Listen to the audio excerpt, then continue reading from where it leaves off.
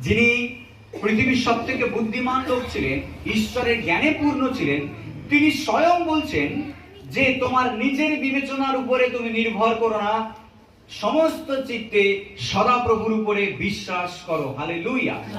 ঈশ্বরকে বিশ্বাস করার অন্য অর্থ হলো নিজের উপরে বিশ্বাস আর নির্ভর না করা। ঈশ্বরের উপরে নির্ভর করা অন্য অর্থ হলো মানুষের উপরে নির্ভর না করা। কারণ যে ঈশ্বরের উপরে নির্ভর করে সে মানুষের উপরে নির্ভর করে না, আর যে মানুষের উপরে নির্ভর করে সে ঈশ্বরের উপরে নির্ভর করতে পারে না। আজকের আমাদেরকে ঈশ্বরের বাক্য শিক্ষা দিচ্ছে যেন আমরা ঈশ্বরের উপরে নির্ভর করি, কারণ তিনি আমাদেরকে গাইডেন্স দেবেন, তিনি আমাদেরকে পরিচালিত করবেন। হালেলুয়া।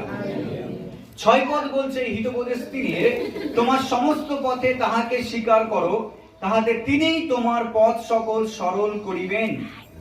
তোমার সমস্ত পথে, একটা নয়, দুটো নয়, তিনটে নয়, আমাদের জীবনের অনেক পথ আছে, আমাদের জীবনে অনেক দিক আছে, আমাদের জীবনে অনেক কর্ম আছে।